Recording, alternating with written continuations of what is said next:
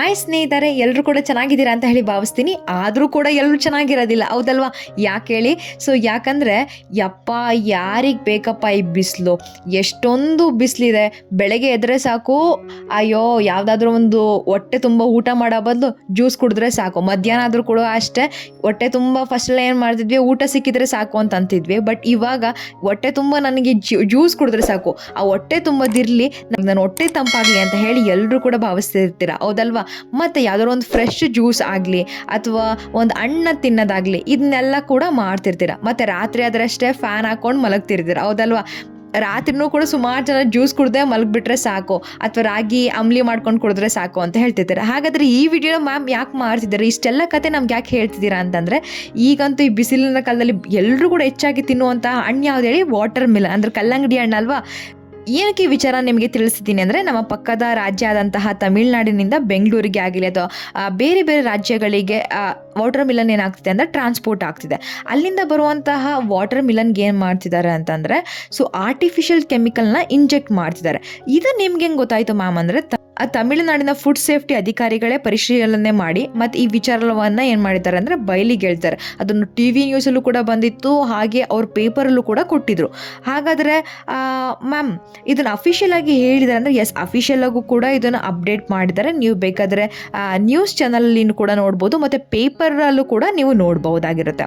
ಹಾಗಾದರೆ ಈ ಕಲ್ಲಂಗಡಿ ಹಣ್ಣಿನ ಕೆಮಿಕಲ್ ನಾವು ಯಾವ ಥರ ಕಂಡುಹಿಡಿಯೋದು ಮ್ಯಾಮ್ ಅಂತ ಹೇಳಿದರೆ, ಈಸಿಯಾಗಿ ಕಂಡುಹಿಡಿಯೋದನ್ನ ನಾನು ನಿಮಗೆ ಹೇಳ್ಕೊಡ್ತೀನಿ.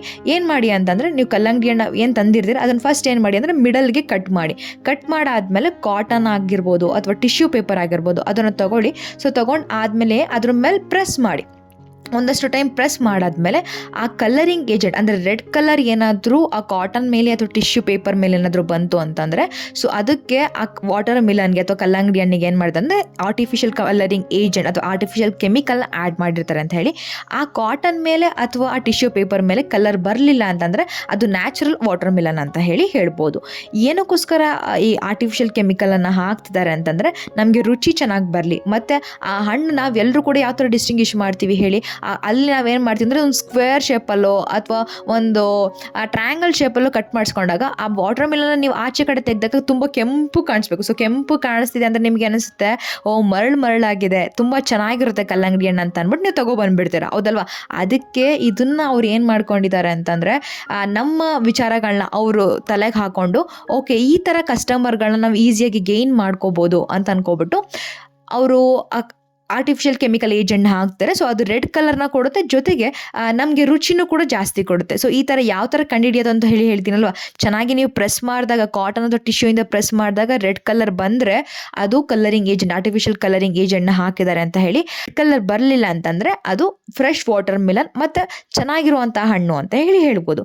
ಮತ್ತು ಓಕೆ ಮ್ಯಾಮ್, ಇದು ಒಳಗಡೆ ಇರೋದನ್ನ ಹೇಳಿದ್ರೆ, ಹಾಗಾದ್ರೆ ಆಚೆ ಕಡೆ ಹಣ್ಣನ್ನು ನಾವು ಯಾವ ಥರ ನೋಡಿ ತೊಗೊಬರೋದು ಅಂತಂದರೆ, ನೀವು ತೊಗೊಬರ್ಬೇಕಾದ್ರೆ ಉದ್ದಕ್ಕಿರೋ ವಾಟರ್ ಮಿಲನ್ ಅಥವಾ ಕಲ್ಲಂಗಡಿ ಹಣ್ಣು ತಗೋಬರಕ್ಕೆ ಹೋಗಬೇಡಿ.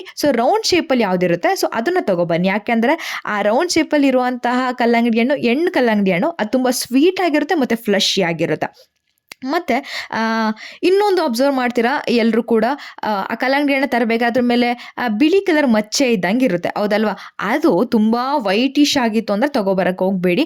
ಅದೇನಾದರೂ ಎಲ್ಲೋ ಅಥವಾ ಆರೆಂಜ್ ಕಲರಲ್ಲಿ ಇತ್ತು ಅಂದರೆ ತೊಗೊಬನ್ನಿ, ಅದು ತುಂಬ ರುಚಿಯಾಗಿರುತ್ತೆ. ಅದೇ ಥರ ಆ ಕಲ್ಲಂಗಡಿ ಹಣ್ಣು ಏನಾದರೂ ತುಂಬ ಶೈನಿ ನೇಚರ್ಲಿತ್ತು ಅಂದರೆ ತುಂಬ ಪಳ ಅಂತ ಹೊಳಿತಿತ್ತು ಅಂದರೆ ಅದನ್ನು ತೊಗೊಬರಕ್ಕೆ ಹೋಗ್ಬಿಡಿ.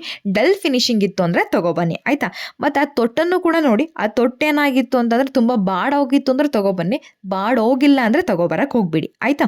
ಜೊತೆಗೆ ಲಾಸ್ಟ್ ಏನು ಅಂದರೆ, ಅದ್ರ ಮೇಲೆ ಸ್ವಲ್ಪ ನೆಟ್ ಆಕಾರದಲ್ಲಿ ಅಥವಾ ಈ ಅಕ್ಕಿ ಗೂಡುಗಳು ಕಟ್ಟಿರ್ತಾವಲ್ಲ, ಆ ಥರ ವೆಬ್ ಥರ ಇರುತ್ತೆ. ಅದೇನಾದರೂ ತುಂಬ ಜಾಸ್ತಿ ಇತ್ತು ಅಂದರೆ ತೊಗೊಬನ್ನಿ, ಆಯಿತಾ? ತುಂಬ ಕಡಿಮೆ ಇತ್ತು ಅಂದರೆ ತೊಗೊಬರಕ್ಕೆ ಹೋಗ್ಬಿಡಿ. ಇಷ್ಟು ಕಲ್ಲಂಗಡಿ ಹಣ್ಣನ್ನು ನಾವು ತೊಗೊಬರ್ಬೇಕಾದ್ರೆ ಯೋಚನೆ ಮಾಡುವಂತಹ ವಿಚಾರ. ಜೊತೆಗೆ ಈ ಬೇಸಿಗೆಯಲ್ಲಿ ನೀವು ಕಲ್ಲಂಗಡಿ ಹಣ್ಣ ಸೇವನೆ ಮಾಡೋದ್ರಿಂದ ನಿರ್ಜಲೀಕರಣ ಆಗಿರ್ಬೋದು, ಸನ್ಬರ್ನ ತಪ್ಪಿಸಿದಾಗಿರ್ಬೋದು, ಅಥವಾ ದೇಹವನ್ನು ತಂಪಾಗಿಡಕ್ಕೆ ಆಗಿರ್ಬೋದು, ಮತ್ತು ದೇಹದಲ್ಲಿ ರಕ್ತ ಪರಿಚಲನೆ ಸುಧಾರಿಸೋಕ್ಕೆ ಈ ವಾಟರ್ ಮಿಲನ್ ಅಥವಾ ಕಲ್ಲಂಗಡಿ ಹಣ್ಣು ಹೆಲ್ಪ್ ಮಾಡುತ್ತೆ ಅಂತ ಹೇಳ್ತಾ ಈ ವಿಡಿಯೋನ ಇಲ್ಲಿಗೆ ಮುಗಿಸ್ತೀನಿ ಸ್ನೇಹಿತರೆ. ಮತ್ತೊಂದು ಒಳ್ಳೆ ಮಾಹಿತಿ ಮೂಲಕ ನಾನು ನಿಮಗೆ ಭೇಟಿ ಕೊಡ್ತೀನಿ. ಅಲ್ಲಿವರೆಗೂ ಧನ್ಯವಾದಗಳು.